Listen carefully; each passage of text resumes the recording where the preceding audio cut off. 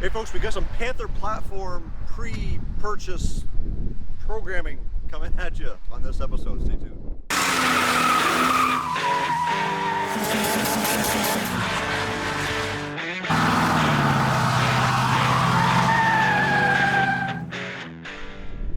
So what we're trying to do is, I just want to give you guys an overview of a few of the common things that you're going to find on a Panther platform that you should be looking for before you purchase one.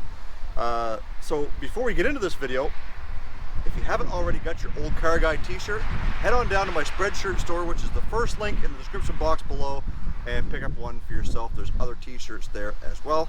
Hopefully you can help support the channel in other ways than just watching these videos. Let's jump in to my Panther platforms that I got behind me, my 04 Grand Marquis Grandma and my 03 Grand Marquis we call Blackjack. Let's take a look. So each of these cars are two somewhat different cars. Besides the fact that Blackjack is lifted and a year older, Blackjack also has quite a bit more mileage on it than this car. So the condition is not as good. Let's take a look at what we mean by condition. So some of the common areas on these cars to check for rust issues is obviously not just the frame rails, but the top of the fenders right here. And as you can see, it's blistered up a little bit. We're getting a little bit of mist on here. Down here on the leading edge of the front fenders. And then back here on the dog legs. These are common areas on all these cars, and don't let this rocker panel down here fool you, because it's just plastic. The actual structural part of the rocker panel up and behind that is where you want to be checking. I'm not sure if you guys can see that, but this one is going to need some work at some point in the future. And as you can see right here, we got a little soft spot that's going to have to be addressed at some point in time. While we're down here, another common place is in this part of the frame. Get two big holes here, and they're common for holding dirt. So anytime you wash your car, get your hose nozzle up in there and hose all that dirt out of there. But when you're looking to buy a car, you want to check that. That can get real soft.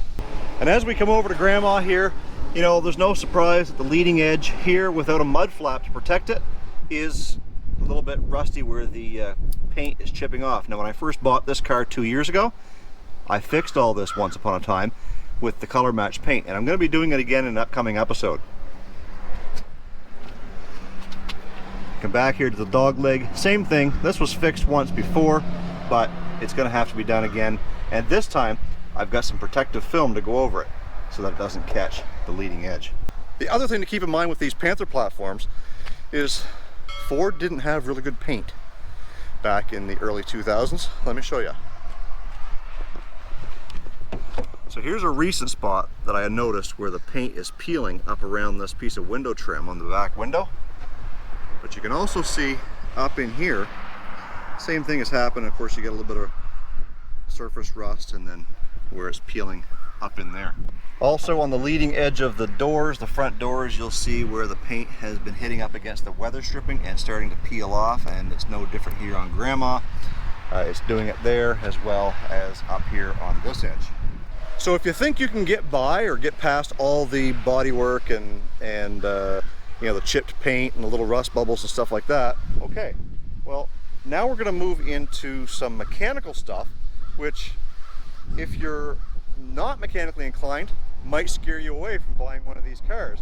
But if you treat a car right and do the maintenance when it's scheduled, they'll last forever. Let's take a look under the hood of both Blackjack and Grandma. So here we have 340,000 kilometers, and over here we have about 230,000 kilometers. So the very first thing that I want to point out on these cars is you should be able to tell if the engine's cold whether or not someone's been looking after the engine on these things over the years. One thing I find about Blackjack is when I first start it up, when it's cold, is it does have a little bit of bottom end. I'm not sure if it's a rod knock or what it is, but as soon as that oil pressure builds up, it's gone. Grandma, not so much. So what we're going to do is we're actually going to start up Blackjack and see if we can hear that noise.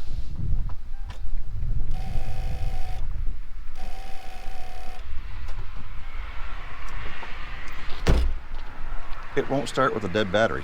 Ready? Here we go.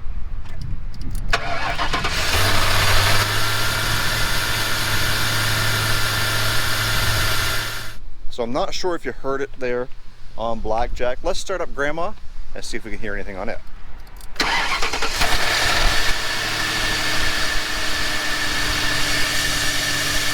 I'm not sure if you heard it, but I think I might have heard a little tiny bit right at the very beginning.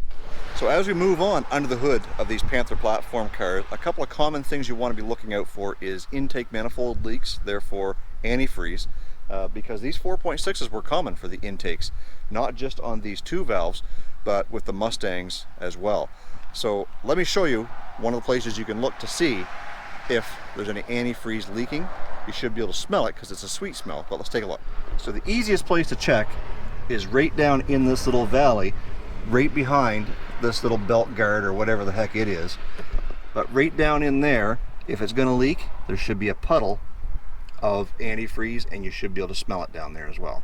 So although the intake manifold on these cars is a timely process, it's not a very difficult one. So again, if you're not mechanically inclined, probably not something that you want to do yourself, but it is something that you're going to have to pay to have done.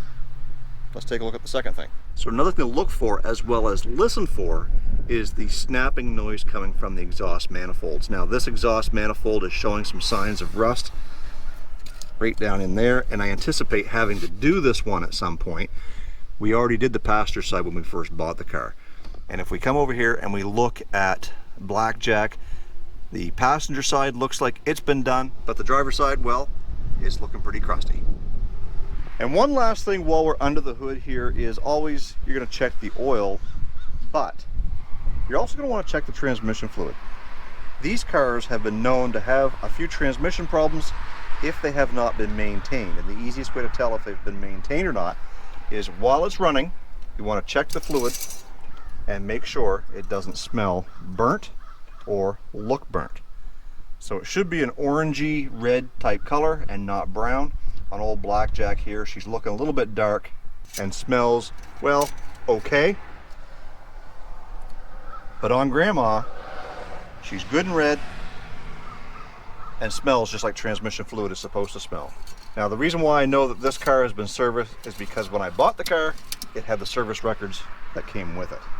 And I do see on a lot of forums of people asking about a shutter or a transmission shutter. Well, technically I think the shutter happens from within the torque converter, and a fluid additive, an anti-shutter additive, can be added to resolve that problem temporarily, but chances are it's probably gone a little bit too far. But nevertheless, the proper way to deal with that is to have a flush and fill done and drain all the fluid out at your transmission shop or your dealer and have them replace it with Mopar. Yes, I said Mopar transmission fluid. The reason why is because that stuff has a built-in anti-shutter agent, which is what a lot of the Chrysler products required way back in the day. So some people will say you can put the Type F in a Ford. Well, that's what it calls for. But if you put the automatic transmission fluid from Mopar in, the ATF, I believe it's +4, it's got that anti-shutter mechanism built right into the fluid and should get rid of any problems that you have. Now, as a little bonus thing that I wanted to add to this as well is if you go back and watch this video right here, we talked about the AC issues that were common on these cars, and one of the things I thought was wrong with Blackjack, because the AC is not working, ended up not being that common thing. So anyways, that's in that video. Go back and watch that. But the bonus is that sometimes on these Grand Marquis and some of the town cars, your automatic climate control would give you some issues. On Grandma, everything works perfect, but on Blackjack, sometimes the controls over here don't work properly, and if I want to switch it from defrost to the floor or to vent or AC, I have to shut it off, and then I have to turn it back on by hitting one of these buttons so that it would initiate changing the flow of vent.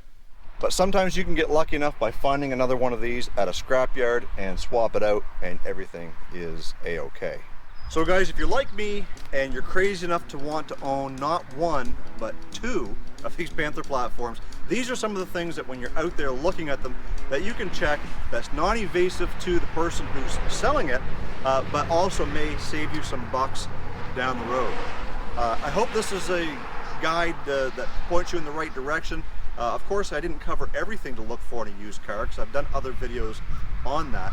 But these are some of the common things, and if I've missed any, I'm sure guys like Budget Panther Platform Chuck will be in the comment section down below telling me some of the things that I've missed. These are some of the things that I know of that were common on both of these cars that I was to look at, and I just hope that it helps you in making that informed decision about buying one of these cars. Guys, thanks for watching. We're on our way to 10,000 subscribers. Share this out with your friends. I hope you really enjoyed this video. Don't forget the merch, and stay focused on the windshield, not the rearview mirror. I love you guys. God bless. Let's do it again real soon.